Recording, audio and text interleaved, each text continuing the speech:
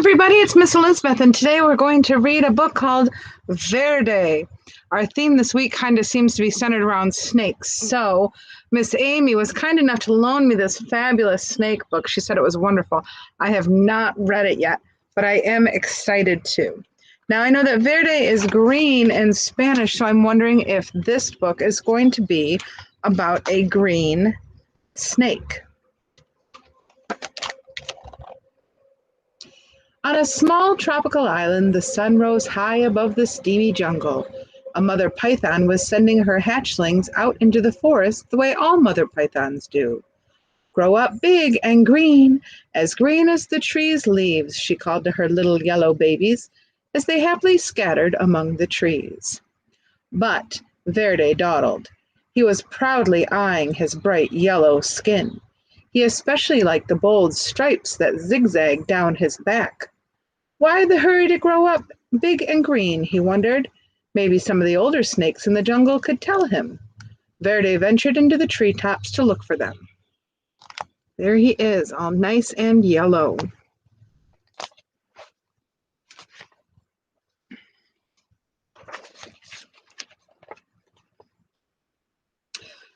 Umbles, Aggie, and Ribbon were lazing on some branches nearby.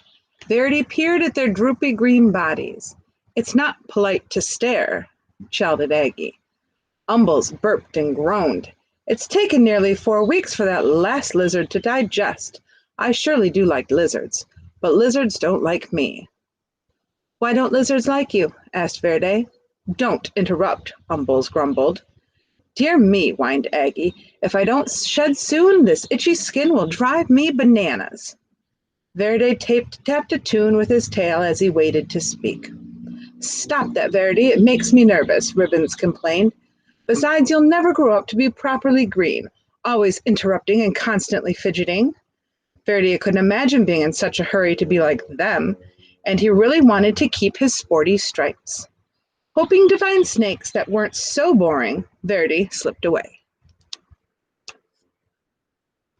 He knows he doesn't want to be like them. Let's see who else he finds. Here we go. Dozer was snoring in a tree not far from the others. "Hello," said Verdi. "Do you want to climb trees with me?" "I'm tired," Dozer growled. "Go do a few laps around the jungle, okay?" Verdi's heart sank. Greens were not only lazy and boring, they were rude.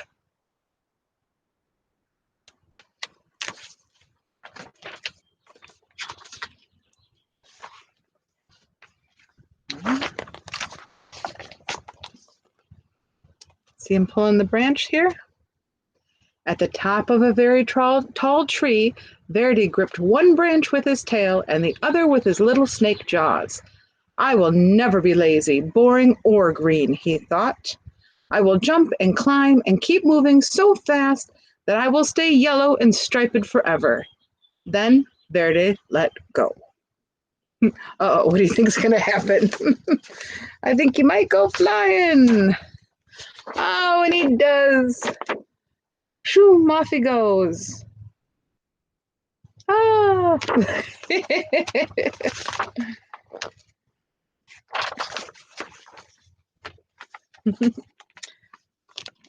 we go. From a distance, the greens watched. "Oh my," they chorused.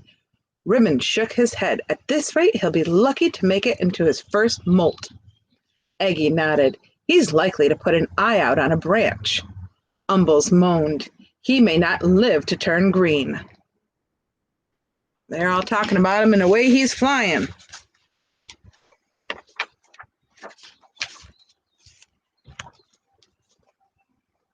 There he is. But one day, Verdi's skin began to peel, revealing a pale green stripe stretching along his whole body. "Cack!" he gasped. "How can this be? I am the speediest snake in the jungle, and I'm still turning green." He raced down to the river, grabbing up a mouthful of rough leaves. He's starting to show some green, but it doesn't mean that he's going to change. He'll still be himself, won't he? Verdi flung himself into the water. If I can't run this green off, I'll scrub it off, he thought. Oh, Verdi, you don't need to do that.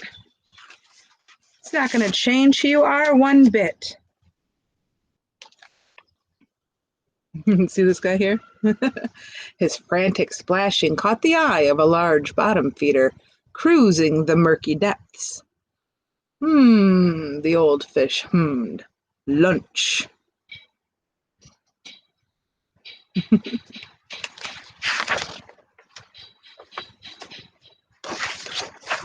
Oh no, Verdi's getting into some trouble. Look at, there he is. He's trying to take a bite. Before the fish could haul Verdi under, the frightened snake bit him right on the nose. Apoo! With a blast of his rubbery lips, the great fish sneezed, sending Verdi into the air. Slapping onto the soggy shore, Verdi skidded out of reach. Ooh, there was some danger there, wasn't there? But he thought quick on his feet.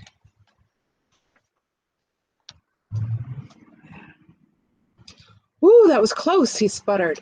Every inch of his body was covered with wet, gloppy mud. Kind of lumpy, kind of brown, but it sure beats being green. And he left the mud on.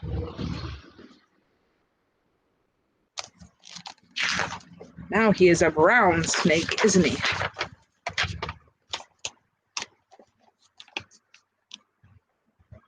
But the soft brown muck dried into a hard gray shell, and Verdi could barely move. Even if he budged, the stuff cracked off in jagged chunks. As each piece fell away, Verdi could see that his body was even greener than before. This is terrible, cried Verdi. He pictured himself hanging around in droopy loops, itching and complaining and worrying all day like the other old greens. He looked up into the sky where the sun blazed a beautiful yellow, just the color that he used to be. Then he pulled a vine to the top of the tree.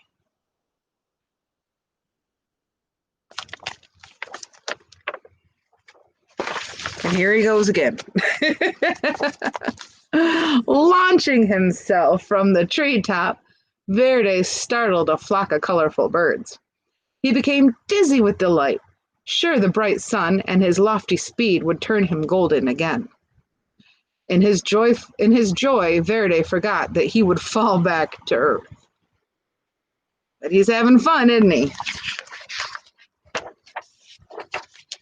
Let's see where he lands. Whippity, whappity, flip, flap, wham! Plummeting through the trees, Verdi landed in a crooked sprawl across a log on the forest floor. He couldn't move. Help! He croaked. Oh no, poor Verdi is not looking good.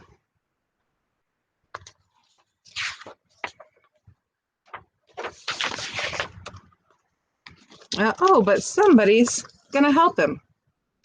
As usual, the greens had been watching Verdi's antics, and they moved quickly to where he lay. Didn't we say it would come to this? Umbles said, shaking his head. Aggie sighed. Lucky thing he's still got two good eyes. They gently lifted Verdi up to a safer place, where they could watch over him while he healed. See, those greens weren't so bad after all.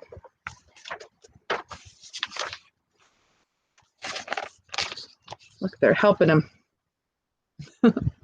Neatly splintered to a branch, Verdi had no choice but to listen to the greens as they gabbed. Remember how I used to streak across the floor? Ribbon asked. Quick as lightning, answered Aggie, and I climbed giant trees like they were nothing. They grew taller than you know. I'm sorry. The things I dared to run down and swallow, Umbles bragged. Wild boar were no match for me. Well, Verdi was astonished. You used to run and climb and hunt giant pigs? What happened? Ribbon crashed, just like you, Aggie replied. Oh, I took a terrible fall and almost put an eye out. Then Umples here nearly choked to death, and now we all prefer a quiet life. A warm perch, a little sunshine, and an occasional good meal. The Greens rambled on about their days of glory, and Verdi settled in on his branch.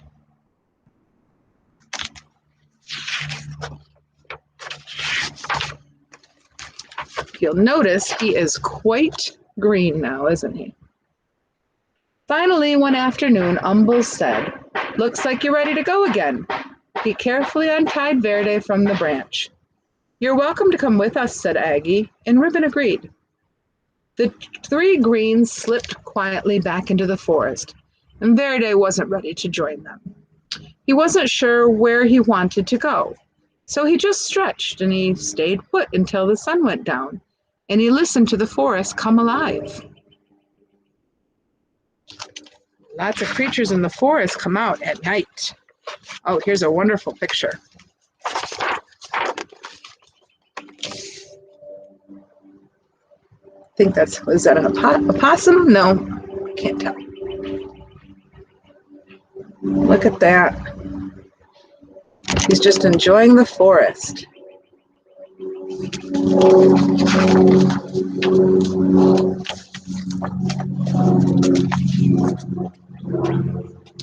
Time passed. The sun and the moon turns in the sky. Verdi marveled at the full moon that grew thinner every night, and then he watched patiently as it slowly grew round again. He wondered why he hadn't noticed that before. Verdi became so green that he blended perfectly with the leaves, and he was so still that other creatures walked right past without seeing him. See, he's walking right past him, isn't he? Can you find Verdi in there? You can see his little head just barely right here.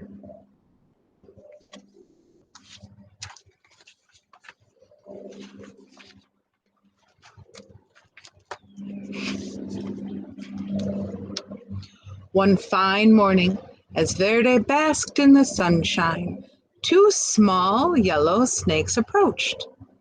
They tapped and they fidgeted as they stared. "Get a load of that old green guy," one of them whispered. "Do you think he ever moves?" The other snickered. "I seriously doubt it." "They're just like I used to be," thought Verdi, "and I'm now what I was afraid to be." He looked at his big green body and slowly smiled. "How would you like to climb trees with me?" he asked. "With you?" The yellows were astounded. "I'll even show you my fancy figure 8, Verdi replied, though he was a little worried about putting his eye out. See the two little guys down here, the little yellows?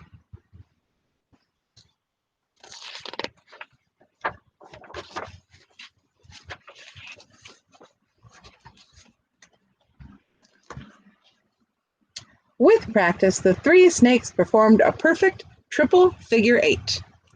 1, 2, 3. Leaping and looping with his little striped friends, Verdi laughed. "I may be big and very green, but I am still me."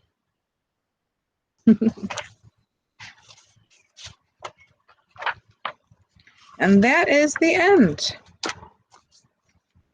Well, that was a very cool book, and like I said, I had never read it before, so that was fun to check out a new book.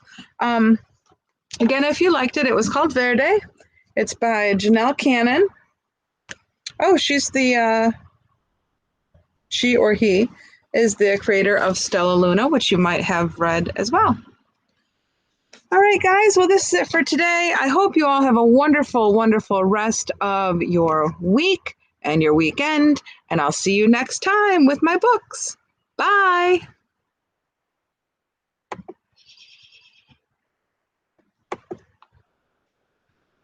Nice.